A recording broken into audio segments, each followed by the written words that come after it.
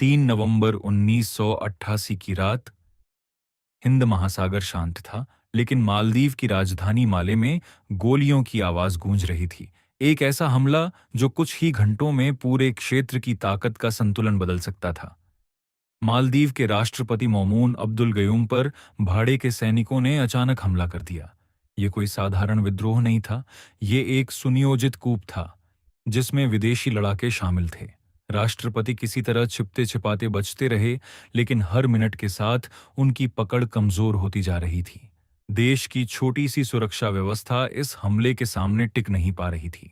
उधर हजारों किलोमीटर दूर नई दिल्ली में फोन की घंटी बजी। मदद की गुहार थी, सीधी, स्पष्ट और बेहद जरूरी।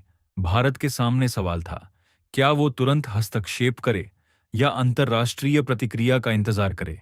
लेकिन वक्त नहीं था। हर सेकंड मालदीव हाथ से निकल रहा था। रातों रात फैसला लिया गया। भारतीय सेना को आदेश मिला, तुरंत तैयार हो जाओ।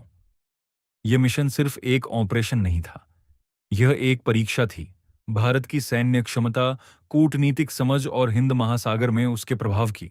आगरा से पैराट्रूपर्स को उठाया गया, उन्हें बताया गया गंतव्य माले।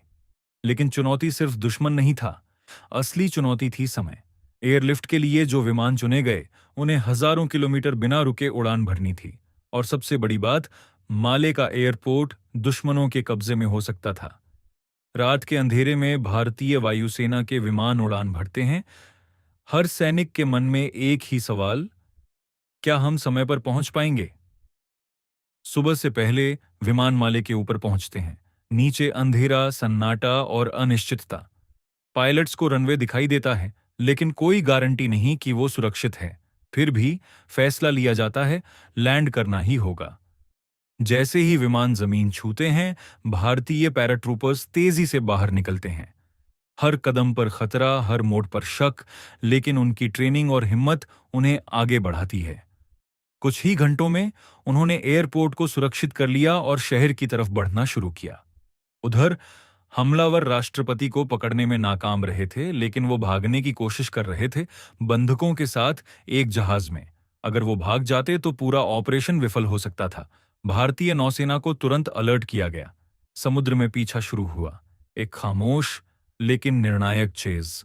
आखिरकार भारतीय जहाजों ने उस जहाज को घेर लिया। बिना ज्यादा नुकसान के बंधकों को छुड़ा लिया गया और हमलावरों को गिरफ्तार कर लिया गया। माले में भारतीय सैनिक राष्ट्रपति तक पहुंचते हैं। वो सुरक्षित हैं और उनके चेहरे पर राहत साफ दिखती है। कुछ ही घंटों में एक देश जो गिरने के कगार पर था, वापस अपने पैरों पर खड़ा हो गया। यह ऑपरेशन सिर्फ एक सैन्य जीत नहीं था, यह एक संदेश था। भारत सिर्फ देखता नहीं, जरूरत पड़ने पर तुरंत और निर्णायक कार्रवाई करता है।